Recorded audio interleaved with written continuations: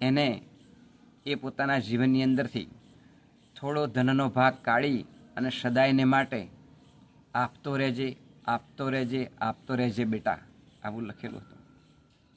એટલે દીકરાની આંખમાં એ આંસુ આવી જાય છે. ત્યાર પછી એ તમામ ક્રિયા એ ગામના વડીલોના કહ્યા પ્રમાણે એ પૂરી કરે છે. અને પછી આ જ્યારે દીકરો એ પોતે પોતાના પિતાની તમામ ક્રિયા પતાવી અને એક વખત એ પોતાની ગાડી લઈ અને નોકરી જતો હોય છે, તેવા સમયે જે રસ્તો હોય છે એ રસ્તા ઉપર સર્કલ પડે છે, ચોકડી પડે છે. ત્યાં ગાડી એક બાળક ધગધગતા તાપની અંદર એ પોતે ફૂલોનો હાર એ વેચતો હોય છે. અને જે કોઈ ગાડી જતી હોય એને ઊભી રાખી અને હાર એ વેચતો હોય છે. દોડી દોડીને હાર એ વેચતો હોય છે. એ સર્કલ ઉપર એક નાનું ભગવાનનું મંદિર હોય છે, માતાજીનું. ત્યાં જાય છે અને દરરોજ એ પોતે પ્રાર્થના કરે છે અને વિનંતી કરે છે ભગવાનને કે હે ભગવાન, મારું દુઃખ દૂર કરી દેજો. આ બાળક જ્યારે રાત્રે પોતે એની પથારીની અંદર એ સૂતો હોય છે ને ત્યારે પણ એ પોતે માતાજીને યાદ કરતો હોય છે.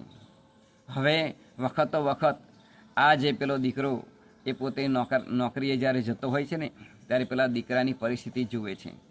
એ દીકરા જે ફૂલ વેચતો હતો એના પગની અંદર ચંપલ નહોતા, બૂટ નહોતા. એટલે આને વિચાર આવ્યો કે મારા પિતાશ્રી આખી જિંદગી કાણાવાળા મોજા એ પહેરતા હતા અને છેલ્લે અંતિમ ક્રિયા વખતે પણ તેમના મિત્રને ચિઠ્ઠી આપી હતી કે જેને જરૂરિયાત હોય એને તું આપતો રહેજે, આપતો રહેજે, આપતો રહેજે. એટલે આ બાળકને મારે બૂટ લાવીને આપવા જોઈએ. એટલે તરત જ એ જે ભાઈ હતા, નોકરી જતા હતા, એ તરત બજારની અંદર ગયા, સારામાં સારા બૂટ લઈ આવ્યા અને જે પેલો ફૂલોનો હાર વેચતો હતો ને એ બાળક પાસે જઈ અને કહ્યું કે બેટા, લે આ બૂટ તું પહેરી લે અને હું તારા માટે લાવ્યો છું. ત્યારે એ જે બાળક હતો, ફૂલ વેચતો હતો, એણે આ વડીલનો હાથ પકડીને કહ્યું, નજરની અંદર નજર મેળવી હામે અને કહ્યું કે તમે ભગવાન છો?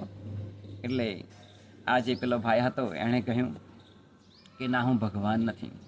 ત્યાર પછી પેલો બાળક ફરીથી કહે છે કે ખરેખર તમે ભગવાન ના હોય તો ખરેખર તમે ભગવાનના મિત્ર છો. ત્યારે